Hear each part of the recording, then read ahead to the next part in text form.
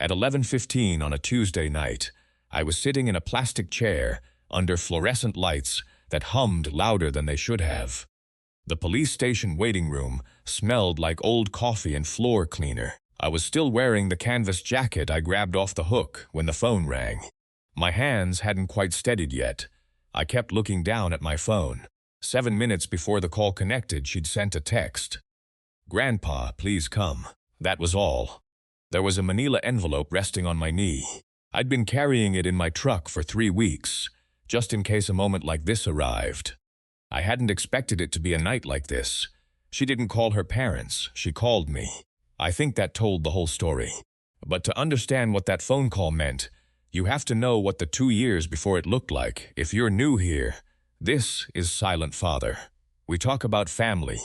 The quiet parts, the difficult parts, the truths that take time to surface.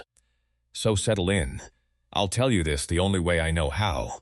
I worked for the railroad for 29 years, not the glamorous kind you see in old photographs. I maintained track infrastructure for a regional freight line, walking sections of rail in January cold and August heat, checking ties, clearing drainage, doing the kind of work that nobody notices until something goes wrong. The alarm went off at 4:45 every morning. Margaret would already be in the kitchen. She'd have my thermos filled and sitting by the door before I'd finished lacing my boots. I don't think I thanked her enough for that. I think about it more now than I did then. No matter how much I scrubbed, my hands always carried something. A faint smell of metal and grease that lived in the creases of my knuckles. Margaret used to say she could find me in the dark by that smell alone. She said it like it was a good thing. I chose to believe her. By the time I was 61, the house was paid off. Half an acre, nothing fancy, but it's mine in a way that still means something to me. Margaret started a vegetable garden along the back fence about 12 years ago. Tomatoes, green beans, a row of sunflowers she planted just because she liked them. After she passed, I kept it going. I'm not entirely sure why. Maybe because stopping felt like admitting something I wasn't ready to admit. When Derek was 22, he was drifting. He'd tried 2 different jobs and wasn't sure either one fit. He mentioned HVAC ATSE certification once, almost offhandedly, like he didn't expect anyone to take it seriously. I took it seriously. I pulled $14,200 from a savings account I'd been building for years and I gave it to him. I told him it was money we'd put aside for him. That wasn't entirely true. I told myself I'd ask for it back once he found his footing. I never asked. When Margaret's illness got serious, the last 18 months were hard in ways I still don't fully have words for. I picked up weekend contract work maintaining grounds equipment for a county facility. I did that for 26 months on top of my regular job. Derek never knew the full shape of what that period cost me. I didn't want him carrying that weight, so I carried it alone. Then there was Lily. She came into the world on a Thursday in January, and I drove 4 hours through sleet to be at the hospital. I held her when she was 3 days old, and she wrapped her fingers around my thumb, and that was that. I taught her to ride a bicycle on my driveway. She used to ask me impossible questions about the stars, about where rivers go, about whether trees feel cold. I never had good answers. She never seemed to mind. For years, she called me on Sunday evenings, just to talk. Then, about 2 years ago, the calls stopped. I told myself she was a teenager. Teenagers get busy. I told myself that and mostly believed it. The dinner invitations got fewer too, I noticed. I just chose the charitable explanation every time. Looking back, that was always my way. I equated love with showing up. I assumed that no complaint meant no problem. I never once asked Derek directly if something was wrong between us. I figured time had a way of smoothing things over. I told myself Lily was growing up. But Pat saw something I wasn't ready to name. Pat Ossie has lived next door for 18 years. She knew Margaret.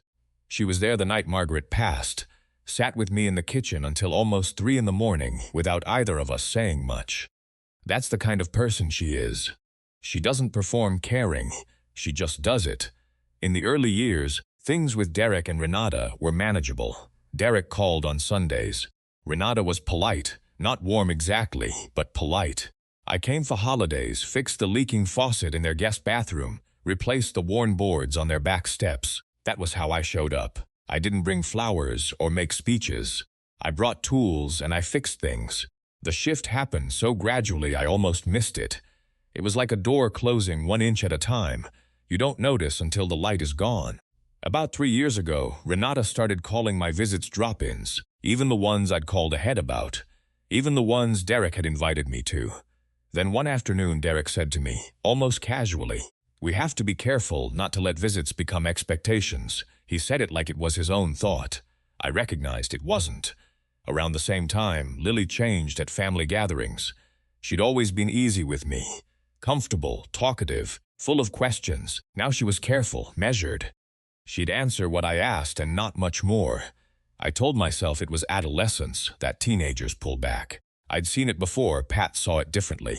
One evening, in early spring, I was sitting on her porch, and she set down her coffee and looked at me the way she does when she's decided to say something she's been holding. She told me she'd watched Renata stop Lily from waving at me across the yard, just touched her arm and redirected her like it was nothing. Pat said, "That's not a teenager growing up, Walter. That's a child being managed." I told her I didn't want to cause trouble. She said, "Walter, the trouble is already there. You're just not looking at it." A few weeks later, a neighbor mentioned, gently, the way people do when they're uncomfortable delivering news, that Renata had been telling people I had memory problems, that the family was concerned. I stood there and nodded like I was hearing something reasonable. I didn't confront Derek. I didn't call Renata. I just drove home, sat at the kitchen table for a while, and let it settle. But something shifted in me that evening, quietly, the way things shift before you fully understand what's changing. I should have listened more carefully to Pat that night, because what came next wasn't a slow drift. It was a decision. It was a Sunday afternoon in late October, the kind of day that feels like the last warm one before everything turns. Thin sunlight, leaves coming down in the yard, that particular quiet that settles over a neighborhood on a Sunday. I'd baked an apple pie that morning, nothing fancy, just the recipe Margaret kept on an index card in the kitchen drawer. I arrived at Derek and Renata's at noon, the same time they'd said. Lily's bedroom door was closed when I came in. The kitchen table was set for 2. I noticed both of those things. I didn't say anything about either. Derek asked me to sit down. He had the look of a man who had rehearsed something and was hoping it would go smoothly. He talked about how they'd been thinking about me, how living alone wasn't easy, how things could get complicated as a person got older. He said they wanted to help manage the rental property on my behalf, maybe simplify things while I was still capable of making good decisions. He said the phrase, "for your own protection," 3 times in 8 minutes. I counted. When he finished, I asked him one question. Did Renata write that out, or did you? He didn't answer. He didn't need to. Then came the part that was harder to hear. Through a few careful questions, I pieced together that Renata had been in contact with a real estate investor, a friend of her brother's, and had already had informal conversations about my rental property. Nothing signed, nothing legal, but the groundwork had been laid quietly, without my knowledge, without my consent. Derek had known about it for 4 months. He had said nothing. I sat with that for a moment. Then I asked about Lily, casually, just how she was doing. Derek said something then. I don't think he meant to say it the way it came out. That Lily had been told I got confused sometimes, and that she should be a little careful about what she said around me. That was the line that broke something open. Not the property, not the scripted speech. That I put my fork down. I folded my napkin the way my mother taught me, set it beside the plate.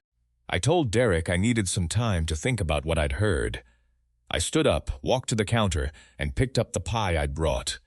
The one that was still in its dish, untouched, wrapped in a kitchen towel. I carried it back to my truck. I sat there for 4 minutes. I know because I watched the clock on the dashboard without really meaning to. Then I called Pat. I didn't cry. I told her I needed help thinking clearly, she said. Come over. I drove there with the pie on the passenger seat. What Lily said to me later, at the police station, that Tuesday night, I'll tell you in a moment. But I can say this now. When I finally heard her words, I understood she had been waiting a long time to say them. I didn't decide anything that afternoon. I just decided to stop pretending I didn't see what I saw. The week after that Sunday lunch, I made a decision. Not an angry one, not a dramatic one. I just decided that if the truth about my life was going to matter someday, it needed somewhere to stand. I started with the birthday cards. 15 years of them, saved in a shoebox on the closet shelf. Every card Lily had ever given me, some of them with crayon drawings on the inside, a few with her school photos tucked in. I brought the box over to Pat's one afternoon, and she photographed every single one on her kitchen table. We didn't talk much while we did it. We just worked. I kept a written log, nothing elaborate, a small notebook I left on the kitchen counter. Every time I called and got no answer. Every time I drove over and was told the timing wasn't good. Dates, times, a sentence or two, just the facts. I had saved Lily's voicemails from before the contact faded, her school photographs, a drawing she made for me when she was 7, a house with a garden, and 2 people standing out front, one tall and one small. It had been in my refrigerator for 9 years. It stayed there. I consulted an attorney, not about Lily, about the rental property, and my estate more broadly. I updated my will. I made clear, documented decisions about who would manage that property and how it would be handled. I won't go into every detail. What matters is that Renata's name appeared nowhere in any of it. I told almost no one. Pat knew the general shape of things. Nobody else. Meanwhile, Renata continued as though nothing had shifted. I heard through a neighbor that she'd told people at a community gathering that I was really struggling with the transition of getting older. She said it with what I'm told sounded like genuine worry. That was the performance. That was the version she needed people to believe. I wasn't passive. I was patient. There's a difference, and it matters. One evening I checked the manila envelope, made sure everything was organized and in order, and put it in the glove compartment of my truck. I didn't know when I would need it. I just knew I needed to be ready.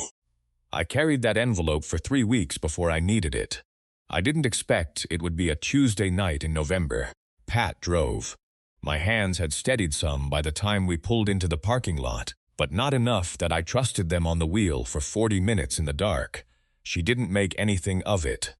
She just took my keys when I reached for them and said, "I've got it." We walked in at 11:32. The waiting room was bright and nearly empty.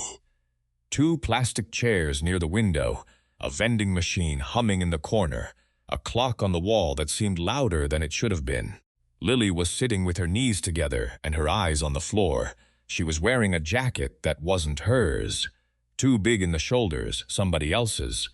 Her mascara had dried, but you could see where it had been.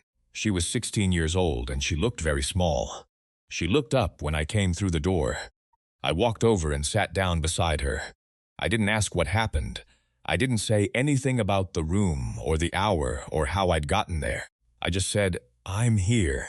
She reached over and took my hand. The situation itself turned out to be minor. A party at a friend's house.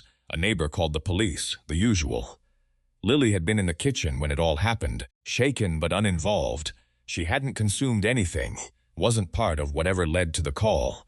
She was held as a precautionary measure while parents were contacted. Standard procedure.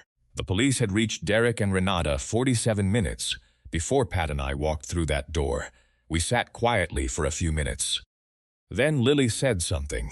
She said it carefully, like she'd been turning the words over for a long time and had finally decided to let them out. "Grandpa, they told me you didn't want to be around us anymore. They said you were the one who pulled away." I sat with that for a moment. The clock on the wall kept going. Then I opened the manila envelope. I showed her 3 things. First, the log, page after page, dates and notes. Every visit I'd attempted over the past 2 years. Every time I'd been told the timing wasn't right. Second, a photograph of the birthday card she'd reached when she was 12. It was still in my refrigerator, the same spot it had been since the day I received it. Third, a transcript I'd written out myself from a voicemail she'd left me 2 years ago. Her voice, calling on a Sunday evening, just to talk about a book she was reading.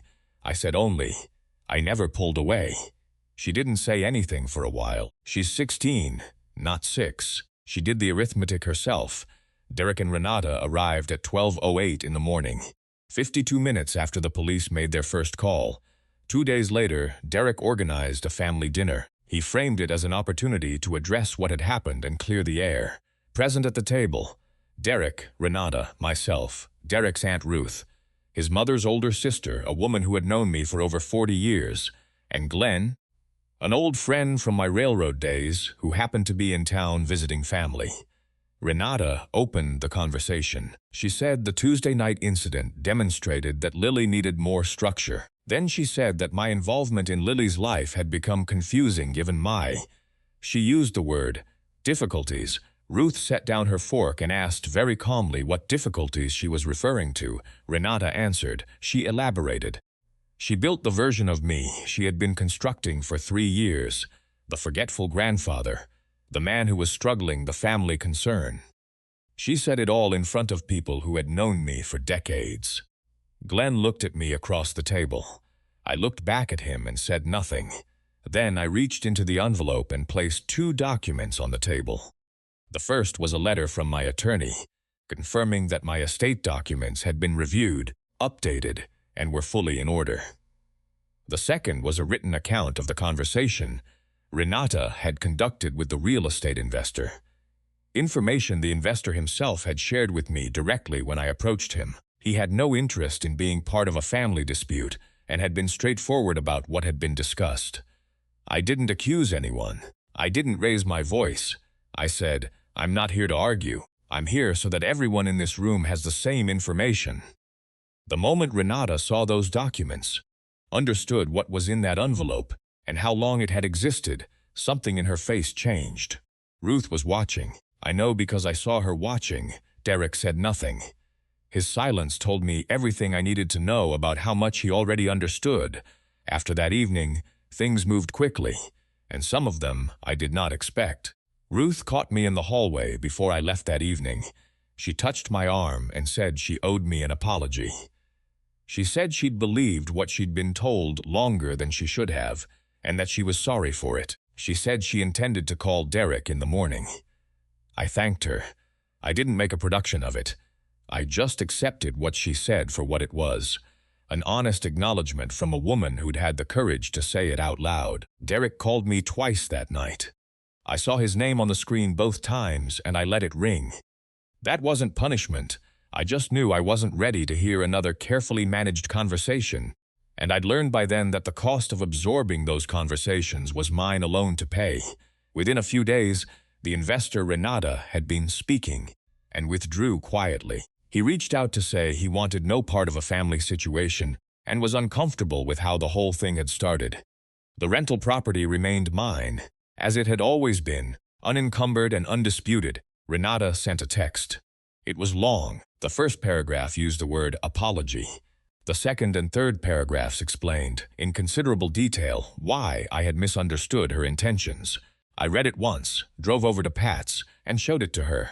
Pat read it, handed the phone back, and said, "That's not an apology, that's a rewrite." I didn't respond to it. There was nothing useful to say. The development that mattered most that week was smaller and quieter. Derek told me later that Lily had asked her parents if she could spend the following Saturday with me. It was the first time in over 2 years she'd asked directly. According to Derek, Renata didn't say yes. She didn't say no either. She said nothing. For now, that was enough. Lily came on Saturday. We worked in the garden for a while, had lunch at the kitchen table, and she told me about a girl at school she was trying to figure out how to handle. I mostly listened. That was what she needed. In the weeks that followed, Ruth began showing up more regularly, not intruding, just present.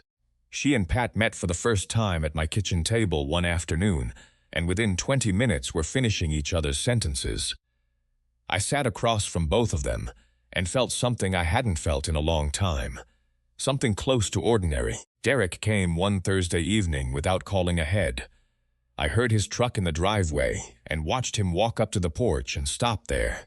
He didn't knock right away. He just stood. When I opened the door, he said he was sorry. He said he didn't fully understand yet how much he'd allowed to happen. He wasn't reading anything, it showed.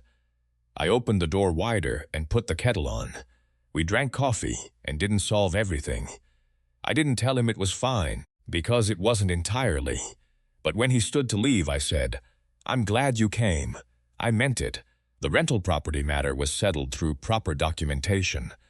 Walter's attorney restructured the ownership clearly into a trust. That chapter was closed. Then one Sunday evening my phone rang. It was Lily. The call lasted 41 minutes. She told me about a book she was reading, something about a girl who travels through different periods of history. I told her about the garden, how the tomatoes were coming in late but coming in well. Then she asked me how trees know when to drop their leaves, whether they feel the cold coming, or whether something else tells them. I told her I didn't know exactly, but I told her I'd always loved that she asked things like that. My relationship with Renata settled into something simple. No conflict, no closeness. I attend family events when Lily asks me to. I don't attend performances. Pat remains my closest friend. Some evenings we sit on her porch and say very little. The garden keeps growing. The Sunday calls have come back. I'm not healed of everything, but I'm clear. And for a man like me, clarity is its own kind of peace. I've thought a lot about what I would say if someone asked me what I learned from all of it. I want to be clear about something. I didn't win anything. That's not how I think about what happened. I arrived somewhere honest, and that's a different thing entirely. I didn't manipulate anyone. I didn't threaten or scheme or fight for control of something I should never have had to fight for in the first place. I built a record of the truth, and I waited until the truth was needed. That's all. Here's what I've come to understand. When someone works to rewrite your place in a family, the most powerful response isn't argument. It's consistent. You show up. You keep showing up. You let the record speak when the moment finally comes. If you're watching this and you've been pushed to the edges of a family you helped build, if someone has called you difficult or confused or a burden, I want you to hear this directly. Being patient doesn't mean you were wrong to feel the pain. It means you decided not to become one. And about boundaries, some people believe that reconciliation means returning to the same arrangement that made the harm possible. That's not reconciliation. That's repetition. A boundary isn't a punishment. It's simply a description of what you will and won't participate in anymore. Pat's name deserves to be said plainly here. She saw me clearly on the ordinary days, the unremarkable ones, long before any of this came to a head. The people who do that, who see you clearly when there's nothing dramatic happening, those are the ones who know you most completely. If any part of this story stayed with you, I'd genuinely like to hear why. Has someone in your life shown up for you when you least expected it? Or have you been the one quietly set aside by people who should have known better? Leave your story in the comments. I read them. If these stories mean something to you, subscribe. This channel exists for the quiet ones, the honest ones. I didn't need them to apologize. I needed Lily to know the door was always open. Turns out she already did.